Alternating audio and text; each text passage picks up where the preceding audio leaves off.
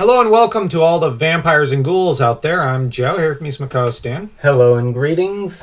And we're done with our second Universal Monster review. This time, we kind of did it as a semi-apology for the Dracula fans, because the 1931 classic does have its huge fan base, obviously.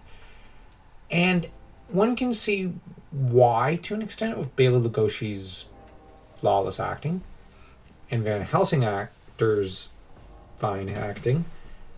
In this film, which is one that was made 10 years after, or at least released 10 years after the original, in 1941, The Wolfman remains one of Universal's strongest films. Not hard to see why. This film is so good. At the beginning, Lon Chaney's character, Larry, what kind of a name is Larry? Okay. Or Lawrence. Now, what kind of a name is Lawrence? I'm kidding. Couldn't resist that joke. But Larry ends up coming back to the village that he was born in. And he's welcomed back by his dad, who wants to rebuild their bond. And the thing is, Larry ends up with his father's telescope spying a pretty girl who's the prettiest one in town, develops a crush, decides to go flirt with her. But as she's flirting, this is the interesting part of the scene. As they're flirting with each other, she explains the legend of the werewolf. And so we get a bit of the culture of the village, as well as the legend, hinting at what is to come. Larry insists on picking her up at 8, and does, despite the fact that she's actually engaged to the houndskeeper of his estate, so that's a bit awkward later. But at the time he doesn't know, and she invites her friend Jenny to go along with them. And the trio go off to see some gypsies, because the girls want to get their fortune told. Jenny asks Bela, who's played by Bela, who's as charismatic and able to do amazing things with his eyes. Just this man with his eyes, it was like Christopher Lee's voice to an extent. Just, he was very expressive and very powerful with his ability to use his eyes and his expressions to convey so much. It's a gift that I've only seen maybe one or two actors in possession of at the same level to an extent. The two most notable to my mind are Peter Cushing, and to an extent, I know I'm going to get bashed for this, but Hayden Christensen. In episode 2 and 3, he was very expressive with his eyes and whatnot. And that's very important for an actor. Yeah. And there's also Sam Neill, I've noticed, has the same talent. Actually, maybe Sam Neill should have been cast in a Wolfman film in the 90s. If only they had gotten Stephen Sommers or something to make that, with Sam Neill as the lead.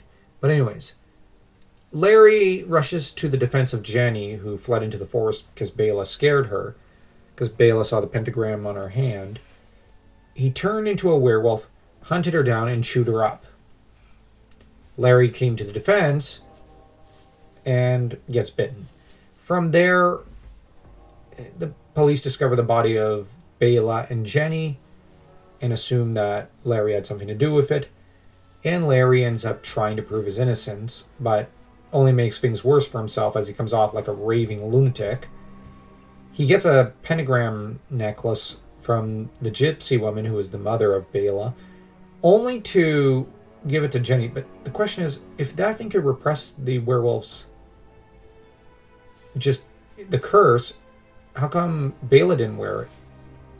Because clearly he became a werewolf.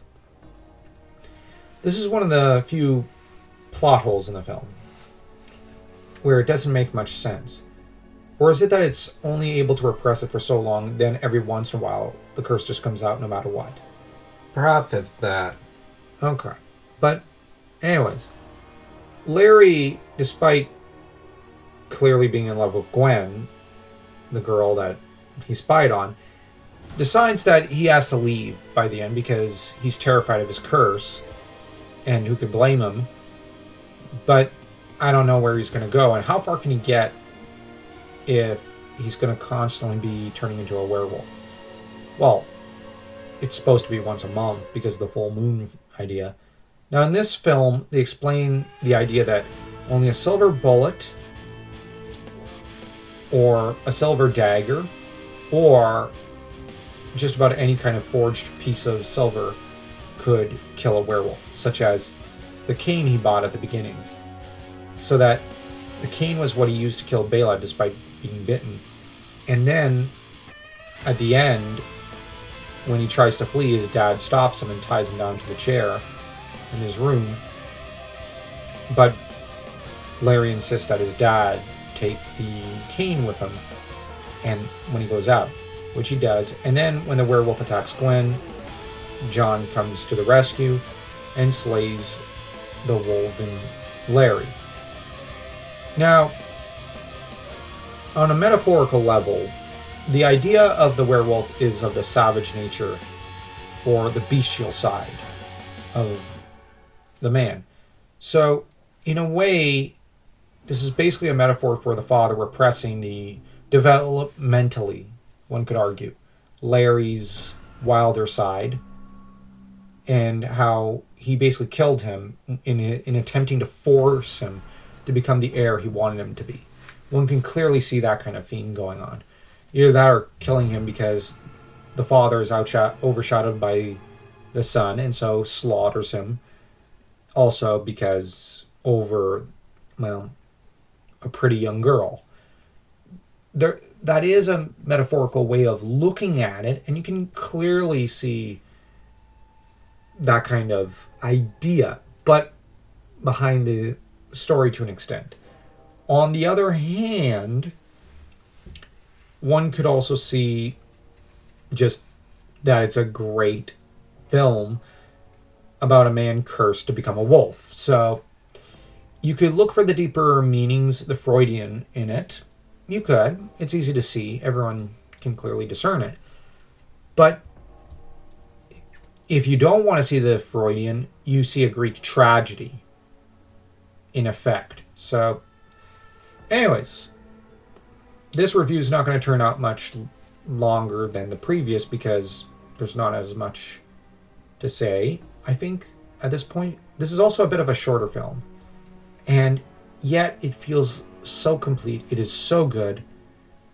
And I don't think there's much to complain about. So, anything you want to add? It is a good and simple movie. Yeah, this is one of those horrors that created the genre cinematically. I could tell it has a lot in common with the Hammer horror films. Oh yeah, they derived inspiration from this, clearly. But they're their own thing. Yeah, they tried to make their own Wolfman story. I remember I watched it, but I don't remember anything about it other than Peter Cushing was perfect. As always. So let's rate this. Good, solid 3 3/4. I'll say a 3.1. I really, really, really like it. Other than the oversight on the pendant? Yeah, there's nothing to really complain about. This is such a great film. I really did enjoy it so very much. And next time we'll get into Frankenstein, which itself is a really good horror film, though in no way faithful to the book. But it's not to the same extreme as the Dracula film. But in that one, they create all the legends that cinematically that surround the Frankenstein film in a way. Such as, I think he's alive. I think he does that in that film. Which, we both remember that fondly from Gargoyles. With that scene from David Zanta saying, he's alive. I've always wanted to do that. Every guy's always wanted to do that. Even Dr. Wily from Mega Man. Oh, I love that scene. So yeah, these films helped really solidify the genre within American cinema. But anyways, tell us what you think of this video and of this movie. Do you love it as much as many probably love the Dracula film or the Frankenstein film? Or do you not? We clearly do.